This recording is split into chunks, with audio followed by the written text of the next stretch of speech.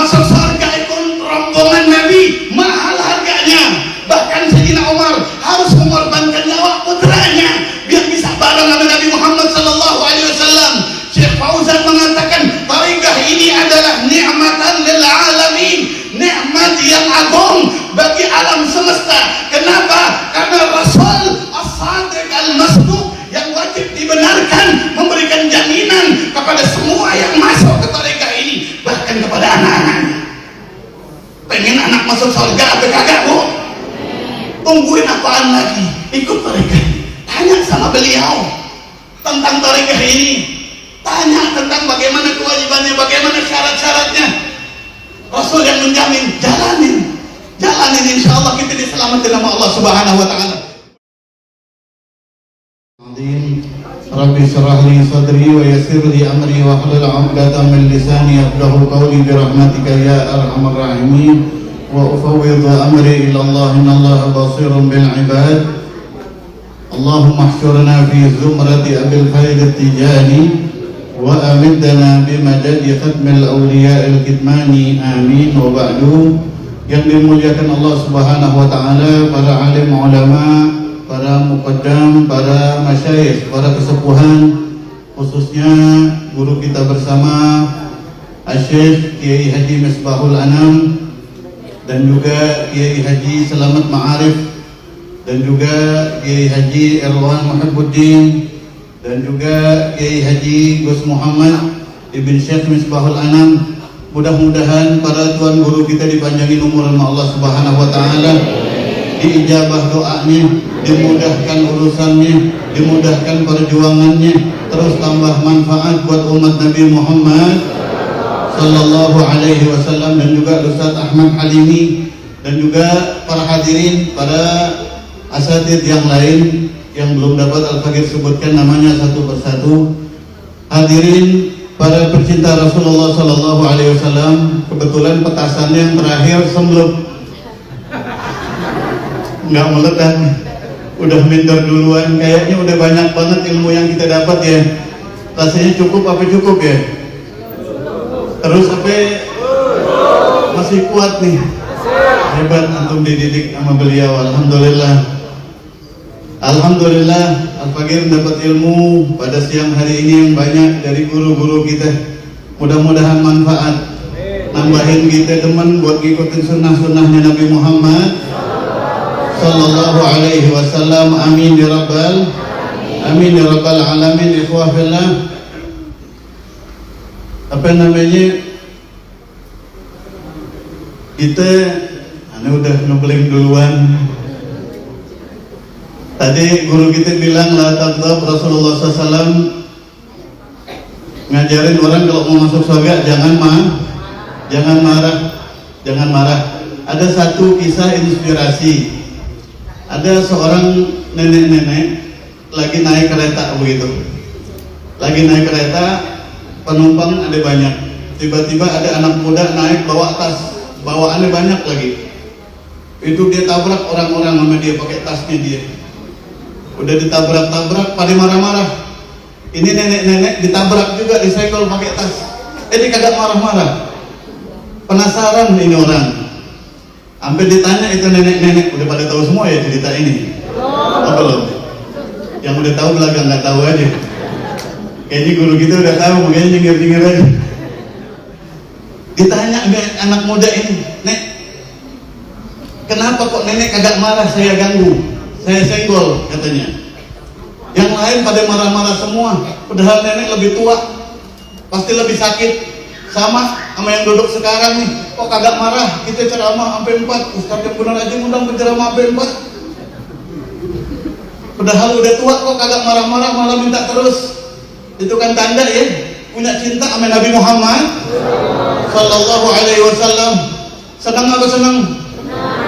Kata Rasulullah SAW, "Idza sarratka hasanatuka wa sa'atka sayyi'atuka fa anta mu'min." Kalau pengen tahu kita orang beriman apa bukan, kita pengen tahu kita orang beriman apa bukan, kalau habis ibadah inti seneng, habis ibadah, habis ngaji seneng, wajahnya tersenyum ya, keluar ngaji wajahnya senyum, kagak cemberut begitu. Nah, inti orang mukmin gitu Rasulullah SAW. Wasaat kasayiat, kalau habis bikin dosa, bangun subuh kesiangan, sumpah inti orang mukmin. Habis ngomongin orang, sumpah begitu. Ibu-ibu kalau habis ngomongin orang, sumpah apa pikiran? Tambah pengetahuan. Ternyata ngaji jangan digibah, Bu. Ngaji jangan di tukang sayur. Ngaji di pengajian kayak begini. Di sini tempatnya ngaji. Kemudian mudah-mudahan ini tanda ya kita semua orang yang beriman kepada Allah Subhanahu wa taala. Amin ya rabbal alamin. Ini bab grogi dan udah habis bahan kayaknya kira-kira. Jadi kemana aja dah motor ya. Akhirnya itu nenek-nenek ketika ditanya kenapa kagak marah, apa kata itu nenek-nenek? Sangat bagus jawaban dia. Dek, saya kan ketemu sampean cuma sekarang dan cuma sebentar. Ketemu cuma sebentar. Ngapain saya ninggalin kesan buruk kepada orang yang saya ketemu cuma sebentar? Kan kalau saya ninggalin kesan baik, sampean ingat saya itu baik. Enak gak kalau kita semua begitu? Ketemu orang tuh ninggalin kesannya baik gitu. Datang nggak ada yang dicemberutin. Tadi guru kita udah bilang senyum itu ibadah. Senyum itu ibadah. Nggak ada yang kita tinggal begitu juga hidup di dunia kira-kira lama atau sebentar? Lama atau sebentar? Usia kita paling tua tadi kira-kira 80 tahun. Betul apa kagak? 80 tahun itu rasanya udah lama apa enggak? Banget. Udah lama banget. Sum-sum aja udah sampai kering. Betul apa kagak? Udah capek. Tapi di dalam kubur ada yang udah hampir ribuan tahun di dalam kubur. Itu ya, Al-Faqih seorang Abdullah As-Samarkandi mengatakan di antara bukti cinta Allah kepada umat Nabi Muhammad SAW adalah lahirnya di akhir zaman. Kenapa itu termasuk cinta? Biar di kuburan itu cuma sebentar doang. Di kuburan kira-kira lega apa lega tuh? Sempit banget. Ada nggak orang yang kuat sampai lama? Kalau kenyataannya seperti itu sempit, nggak ada yang kuat. Makanya kita perbanyak bekal kita. Di dalam Al-Quran atau hadis Al-Quran, wa khairuz zadi fatazawwadu fa inna khairuz zadi at-taqwa. Asy-Syaikh Al-Harazim mengatakan sebaik-baik bekal khairu ma yaqtani alaihi al-'abdu fi hadzal dar. Sebaik-baik bekal untuk menjadi bekal hidup kita buat dibawa ke alam barzakh kita, buat dibawa ke alam akhirat kita adalah dua hal kata beliau. At-tadallulu wal iftiqaru baina yadayillahi. Selalu merasa hina di hadapan Allah. Ini bekal paling baik. Kita kira-kira di hadapan Allah hina apa mulia? Hina apa mulia? Kenapa kita hina? Banyak banget dosanya. Betul apa kagak? Dan semuanya Allah tahu. Nggak ada rahasia antara kita sama Allah Subhanahu wa taala. Makanya kita harus selalu merasa hina di hadapan Allah. Di hadapan Allah Subhanahu wa taala. Karena nggak ada yang mulia di hadapan Allah Subhanahu wa taala. Al-izzatu lillahi jami'an. Kemuliaan itu semuanya hanya milik Allah Subhanahu. Wal iftiqar, merasa butuh sama Allah Subhanahu. Ini bekal paling baik buat akhirat kita.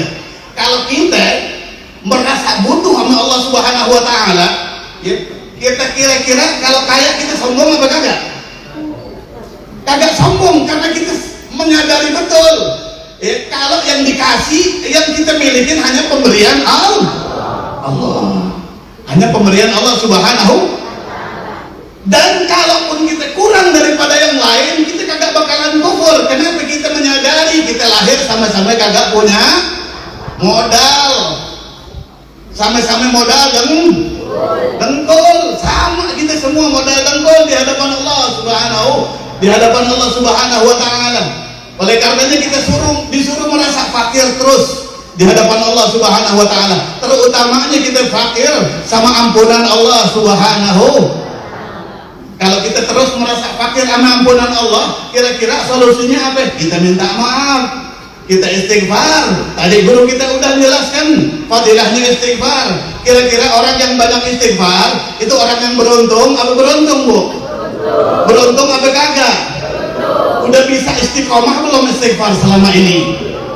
Belum kan? Pengen apa kagak istiqomah? Pengen bisa istiqomah apa kagak? Kita manusia dhaif. Apa yang bikin kita dhaif? Hijab kita sama Allah banyak, dosa kita sama Allah banyak. Itu yang bikin kita ya baritul kufur. Itu yang bikin kita berat banget buat ibadah. Tapi kalau kita punya guru, murabbi yang bisa membimbing kita kepada Allah Subhanahu wa taala, maka kita bisa dibikin istiqomah taubat kepada Allah Subhanahu. Bisa kita dibikin taubat kepada Allah Subhanahu wa taala. Kita semuanya kan ngakunya pengen husnul khatimah, betul apa kagak? Betul kan? Pengen husnul khatimah kita. Itu semua orang Islam bilang pengen husnul khatimah. Orang kafir juga bilang pengen husnul khatimah. Faktanya, ya, kenyataannya adalah ada seorang ulama, Syekh Al-Faqih Abdullah Al-Baghdadi. Beliau ngimpi ketemu Nabi Muhammad sallallahu alaihi wasallam. Mimpi ketemu Rasulullah sallallahu alaihi wasallam musfarral laun. Rasulullah sallallahu pucat pasi wajahnya. Ditanya Amal Ghadi Abdullah ini, apa yang menjawabkan engkau pucat wahai Nabi Muhammad sallallahu? Apa kata beliau? Malam ini ada 1.500 umat saya yang meninggal. 1.500 umat saya meninggal, tapi yang husnul khatimah cuma 2 orang kata Nabi Muhammad sallallahu. Ini faktanya. Banyak orang bilang saya pengen husnul khatimah, tapi kerjaannya menghantarkan dia kepada su'ul. Wa yahsabuna annahum yuhsinuna sun'ah. Ulaika alladziina kafaru bi ayati rabbihim. Mereka seakan-akan udah tenang, udah berbuat baik, udah bakalan husnul khatimah, padahal mereka belum melakukan sesuatu yang menguatkan iman mereka di akhir hayat. Kita masih hidup, masih bertanding, kita masih bertanding dan masih bebas memilih kita mau mati kayak bagaimana, masih bebas memilih kita mau di akhirat nanti ikut sama siapa. Kira-kira rombongan yang paling nikmat di akhirat rombongan siapa, Bu? Rombongannya Nabi Muhammad sallallahu alaihi wasallam. Itu rombongan paling nikmat. Para nabi pengen jadi rombongannya Nabi Muhammad sallallahu alaihi wasallam. Pengen apa kagak ngikut? Pengen kagak ngikut kita? Betul pengen ngikut. Rasulullah yang mengatakan sallallahu alaihi wasallam, setiap murid Syekh Ahmad At-Tijani radhiyallahu an, saya yang akan mengawal mereka masuk ke surganya Allah Subhanahu wa taala. Nungguin apaan lagi? Mau ikut Rasulullah, nungguin apaan lagi? Rasulullah SAW pernah bersabda, masalul maddahina fi huquqillah wal waqi' fiha wal qa'im 'alaiha kamathal salasati rajulin yarkab as-safinah. Perumpamaan manusia atau rumah tangga deh, jangan masyarakat dulu. Perumpamaan orang dalam satu rumah tangga itu dalam orang Islam sifatnya ada 3 orangnya. Yang pertama, orang yang betul-betul menjaga hak-haknya Allah Subhanahu wa taala. Salat dijaga, salatnya dia jaga. Udah dia salatnya jaga, anaknya salatnya dijagain juga sama dia. Anaknya kagak salat digomelin sama dia. Ya, ini al-ghaim bi huquqillah. Orang yang betul-betul berpegang terhadap hak-haknya Allah untuk disembah. Kemudian yang kedua, dia sholat, dia puasa, tapi anaknya kagak sholat, dibiarin aja sama dia. Kemudian yang ketiga, kagak sholat, sholatnya jarang-jarang, puasanya juga tergantung tanggal atau tergantung warteg. Udah buka lagi apa belum? Begitu. Nah, perumpamaan ini kata Nabi Muhammad SAW di dalam kitab Tanbihul Ghafilin. Dalam rumah tangga orang Islam, orang isinya 3 nih. Yang betul-betul jaga syariat, yang jaga buat dirinya sendiri, yang ngelalaikan syariat. Sholatnya telat-telatan, sholatnya terlambat, puasanya juga kayak begitu. Dia puasa tapi yang membatalkan pahala dikerjain. Seperti itu. Ini contohnya kata Rasulullah SAW, kayak orang naik perahu. Kayak 3 orang laki-laki naik perahu. Wa fis safinah salas tabaqat, dan perahunya ada 3 tangga begitu. Yang sholatnya Senin Kemis duduk paling bawah. Yang sholatnya sendiri aja kagak ngajak-ngajak anak, kagak ngajak-ngajak keluarga, duduknya di tengah. Yang sholat dan ngajak-ngajak yang lain duduk di paling atas. Wa ja'ala asfalahum as-saqaf fis-safinah. Yang paling bawah lagi sibuk ngapain? Ini perahu ada di tengah laut, sibuk bikin lubang di perahunya dia, bikin lubang, Bu. Kita kalau naik perahu, kalau perahunya bolong kira-kira tenggelam apa kagak? Nah, kalau yang bikin lubang yang kagak sholat, yang bikin lubang kagak sholat, perahunya bolong, yang tenggelam dia sendiri, anak ngajak-ngajak. Yang tenggelam dia sendiri apa semuanya? Pengen tenggelam apa kagak? Nggak pengen tenggelam. Kalau kagak pengen tenggelam, jangan diem aja anak kita kagak sholat, jangan diem aja anak kita kagak puasa, jangan diem aja anak perempuan kita buka aurat, jangan diem aja kalau pengen kita ini kagak tenggelam bareng-bareng. Yang paling atas bilang, hei jangan dibolongin, inti ngapain ngebolongin perahu, biar kalau mau perlu sama air gampang, kata dia. Jangan nanti kalau bolong kita tenggelam bareng-bareng. Kata yang di tengah apaan? Biarin aja bang, udah gede dia, udah gede dia, udah bisa bawa diri sendiri. Ada nggak orang tua yang begitu? Suaminya ngajak anaknya sholat, anaknya kagak mau bangun, anaknya kecapean habis kerja, kata bininya biarin aja bang, dia capek habis nonton bola begitu. Akhirnya kalau ini main kuat-kuatan. Kalau yang paling kuat, yang paling atas, maka selamat semuanya sampai ke surganya Allah Subhanahu wa Ta'ala.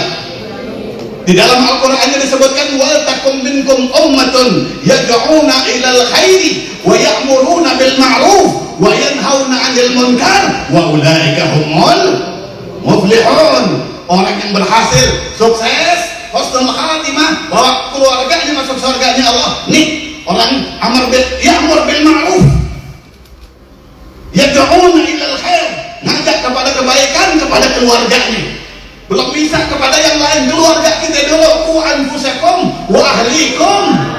Karena kalau masuk neraka, keluarga tuh suka ngajak-ngajak, Bu. Yauma yafirrul mar'u min akhihi wa sahibatihi wa banihi. Orang bisa lari dari saudaranya. Kenapa dia lari? Saudaranya kagak sholat, dia diam aja. Saudara orang alim dituntut nanti dia yaumil qiyamah.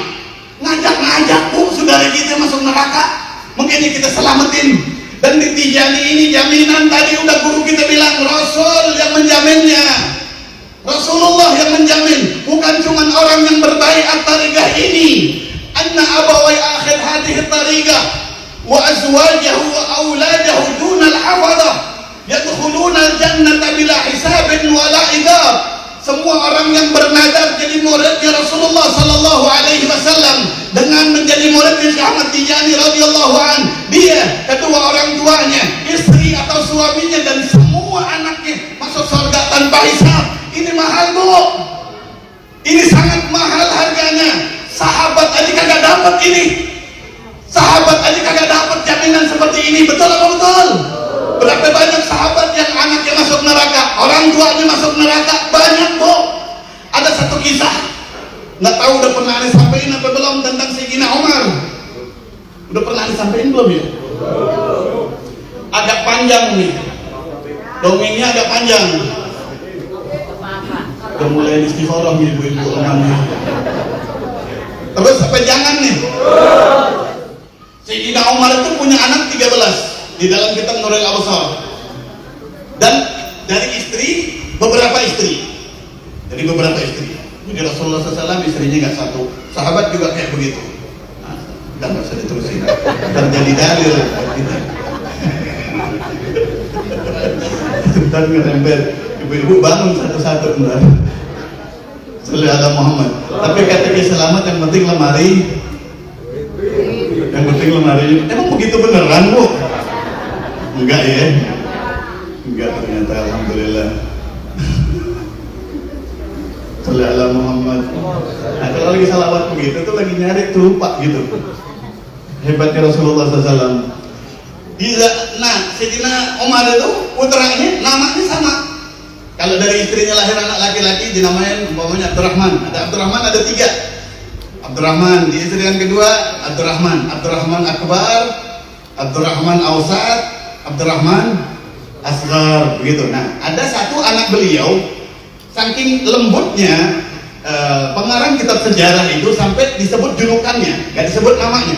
Ada salah satu anaknya namanya Abu Syahmah, dijulukin Abu Syahmah. Ini hadis riwayat dari Abdullah bin Abbas. Dari Abdullah bin Abbas, kata beliau, jalasna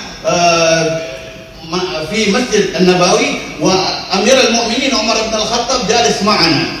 Kata Abdullah bin Abbas, suatu hari kami lagi duduk di masjid, ya, di emperan masjid, dan Sayyidina Umar waktu itu Amirul Mukminin duduk bersama kami. Kata Sayyidina Abdullah bin Abbas, idja'at imra'atun wa ma'a sabi. Tiba-tiba datang seorang wanita gendong anak bayi. Qalat, dia mengatakan, ya Amirul Mukminin khudh waladak. Hei Sayyidina Umar, nih ambil anak laki-laki ente. Kata Sayyidina Umar, dia bukan anak aneh kagak kenal. Anak kagak kenal sama ente.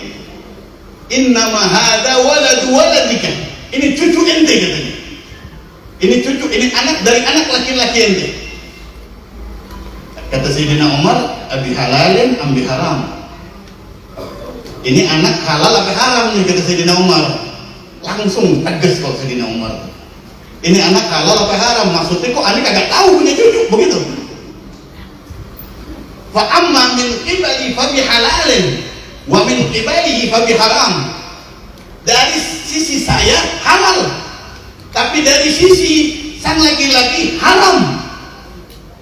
Ada nggak orang berzina yang lakinya haram, yang perempuannya halal? Ada apa kagak? Ada apa kagak? Ternyata ada. Kata Sayyidina Umar, jangan sembarangan dong kalau ngomong begitu kira-kira. Naam katanya.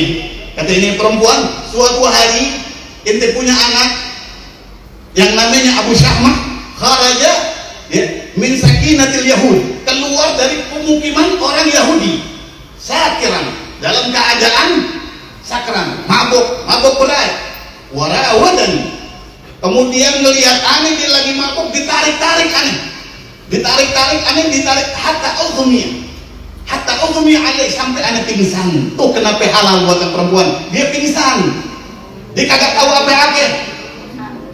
Dia ditarik dibetot-betot sampai pingsan. Padahal yang laki juga kagak sadar, tapi kagak sadari gara-gara sakran, gara-gara mabuk. Akhirnya wagak. Inna lillahi wa inna ilaihi raji'un. Rabbuna ihfadna wa dzurriyyatana minaz zina wal khumur. Mudah-mudahan Allah jaga keturunan kita dari perzinahan, amin ya rabbal alamin. Akhirnya tiba-tiba hatta satartu hamli an walidayya, tiba-tiba hamil nih perempuan, dipaksa lagi pingsan, tahu-tahu sadar, habis itu hamil. Saya sembunyikan hamil saya sampai orang tua saya kagak tahu saya hamil. Orang tua aneh kagak tahu. Sekarang udah lahir, mau saya sembunyiin di mana lagi? Kagak ada udah. Nih, saya mau kembaliin kepada ente. Apa kata Sayyidina Umar? Kalau benar omongan ente, katanya panggil Al-Gojo, kata Sayyidina Umar. Qama ghadiba, bangun marah Sayyidina Umar. Ini gambaran orang tua yang pengen anaknya masuk surga. Kita pengen anak kita masuk surga apa kagak? Sayang apa kagak kita? Sayang kan? Akhirnya pulang Sayyidina Umar, dagal bab wa fatah. Ketok pintu, dibuka pintu, wajadahu akil. Dia melihat Abu Syahmah lagi makan. Abu Syahmah ditanya sama Sayyidina Umar, walad, ente pernah mabuk di pemukiman orang Yahudi? Kaget, pucat langsung. Innahu qadim. Ya abi, gatubtu anha. Itu dulu Pak, ana udah tobat gitu. Ana udah tobat. Dan inti menzinahi seorang wanita, kata Sayyidina Umar. Udah lemes dah. Lemes. Ini Abu Syahmah lemes. Langsung diperintahkan sama Sayyidina Umar, bawa umumkan kepada orang Madinah, kisas.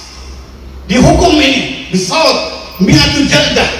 Dicambuk 70 kali cambukan. Langsung saat itu juga putranya sendiri. Kenapa? Karena pengen masuk surga. Karena nggak ada jaminan dari Nabi Muhammad SAW. Anak sahabat semuanya masuk surga, nggak ada. Tapi ikhwan Tijani, Rasul yang menjamin semua anaknya masuk surga tanpa hisab. Terus kita mau mengabaikan ini, siapa kita?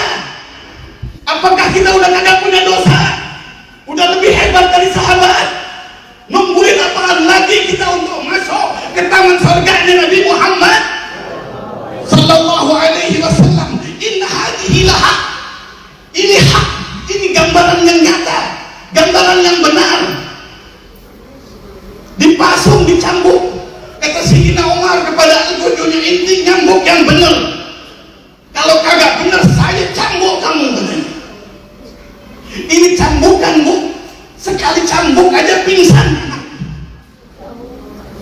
Bukan main-main. Sekali cambuk aja pingsan. Hatta balagha sab'in. Sampai dicambuk bangun pingsan. Kata Sayyidina Abdullah bin Abbas, dalam riwayat ini ada kan yang mengatakan kami tidak mendengar dajjatil buka bil Madinah, gemuruh nangis di Madinah sehebat Bilal adzan setelah bertahun-tahun. Tapi Abdullah bin Abbas mengatakan ini lebih dahsyat bahkan dari itu. Orang Madinah, orang Islam itu pada nangis, pada menangis, pada berhujjah kepada Sayyidina Umar. Apa hujahnya? Dulu mungkin masih belum tahu, macam-macam hujahnya. Enggak. Sayyidina Umar pantang menyerah karena sayang sama anaknya. 70 cambukan selesai. Katanya putranya ini, galis ini syarbatama ya Abi. Pak, tolong dong kasih saya minum gitu. Apa katanya abahnya? In qabilallah bihadhi sawfa ya'tika Rasulullah sallallahu alaihi wasallam bima'in syarbatan la tasma' ba'daha abada. Nah, memang hukumnya kalau lagi dicambuk tak boleh dikasih air. Nah, kalau memang diterima sama Allah hukuman ini sehingga dia dosamu dibersihkan sama Allah, nanti inti bakalan ketemu Nabi Muhammad SAW dan inti bakalan minum dari telaganya. Itu lebih indah daripada saya kasih air sekarang. Pingsan lagi, dicambuk lagi sampai di bilangan ke-80, sampai di bilangan ke-80 sadar, cuman bilang assalamu alayka ya Abi, cuman uluk salam. Sadar itu cuma bilang uluk salam, tak kuat bilang apa-apa. Qala wa alaikassalam warahmatullahi wabarakatuh. Idza laqita Muhammad aqrib minni salam. Apa kata Sayyidina Umar? Nak, kalau ketemu sama Rasulullah SAW kirim salam dari abahmu ini. Wallahu khalafa Umar ya Rasulullah sallallahu alaihi wasallam wa aqamal hudud wa qara'al Qur'an. Katakan kepada Rasulullah SAW, Umar udah jadi khalifah sekarang ya Rasul. Terpaksa Umar jadi presiden sekarang ya Rasul. Tapi ya Rasul, Umar baca Quran, menjadikan Quran sebagai landasan hukum. Tapi ya Rasul, agama hudud, betul-betul mendirikan hukum. Bahkan anaknya sendiri dihukum. Sampaikan ini ke Rasulullah. Ini bakti saya kepada Nabi Muhammad sallallahu alaihi wasallam. Pingsan lagi ini anak. Sampai akhirnya para sahabat mengatakan, ambil, akhir. Ya Amirul Mukminin, tunda dulu. Ini kalau diteruskan mati ini nanti anak. Jangan dilanjut. Tunda dulu. Kalau mau ditunda bukan hukumnya, maksiatnya kata Sayyidina Umar. Kalau mau ditunda dulu, bukan sekarang. Dicambuk lagi sampai bilangan nangis, orang menangis. Sampai bilangan 90, uminya baru tahu. Uminya ini anak, uminya Abu Syahmah baru tahu anaknya lagi dipisah, anaknya lagi dicambuk. Datang uminya, kambakir. Kata uminya melihat anaknya sudah terkulai, udah nggak sadar. Sisa berapa kata uminya? Sisa berapa cambukan lagi? Gal asyrah. Sisa 10 cambukan. Apa kata uminya? Badaltu hajjan rijliyan min bikulli sautin. Tolong katanya uminya, setiap satu cambukan saya gantikan dengan haji, dengan jalan kaki. Saya haji 10 kali untuk menggantikan cambukan anak saya. Ini cinta ibu kepada anak. Tapi cinta ini betul apa salah? Karena melawan syariat. Badaltu hajjan wa malan kata wa kata wa sadaqatan kata wa kata. Dan saya mau sedekahkan semua harta saya. Semua harta saya, yang penting anak saya sudah cukup. Jangan dicambuk lagi, jangan siksa lagi anak saya. Ini yang menghukum abahnya. Allahumma sholli ala sayyidina Muhammad. Ini tarbiyahnya Rasulullah sallallahu alaihi wasallam. Diteruskan sampai 100 sakat meninggal, persis sampai 100 meninggal. Yang paling sedih Sayyidina Umar, bukan nggak sedih, ditaruh di atas pangkuannya Sayyidina Umar, Bersyair Sayyidina Umar, wahai anak yang seakan-akan tidak disayang sama orang tuanya, sayang nak saya kepadamu, ini bentuk sayang saya. Lebih baik kau dicambuk 100 kali di dunia daripada masuk neraka kau seumur hidup. Ini cinta saya nak, ini cinta saya. Dikuburkanlah Abu Syahmah ba'dama madha 40 ayyam fi sabahatil Jum'ah. Kata Abdullah bin Abbas, periwayat hadis ini, 40 hari dari kejadian wafatnya Abu Syahmah. Hari Jumat pagi, ja'a Hudzaifah ibn al-Yamani, datang Hudzaifah ibn al-Yaman ke Sayyidina Umar. Abdullah bin Abbas radhiyallahu anhu saksinya juga. Berkata Ibnu al-Yaman, ra'aitu Rasulullah sallallahu alaihi wasallam al-barihah. Ya Sayyidina Umar, tadi malam saya mimpi ketemu Nabi Muhammad sallallahu alaihi wasallam. Wa ma'ahu al-ghulam, dan Abu Syahmah duduk di samping Rasulullah. Abu Syahmah duduk bersama dengan Nabi Muhammad sallallahu alaihi wasallam. Ma'ahu hullatul jannah, pakai pakaian kebesaran penduduk surganya Allah Subhanahu wa taala. Bersyukur Abu Syahmah sampai sekarang dihukum abahnya. Kenapa? Masuk surga bareng sama Nabi Muhammad sallallahu alaihi wasallam. Wa qala Rasulullah sallallahu alaihi wasallam, aqri Umar minni salam ya ibn al-Yaman. Hei Hudzaifah, kirim salam dari saya kepada Umar. Kata Rasulullah SAW, qul lahu annahu ba'idul an wa agamal hudud. Katakan kepada Umar, saya saksi dia betul-betul berpegang terhadap Al-Quran.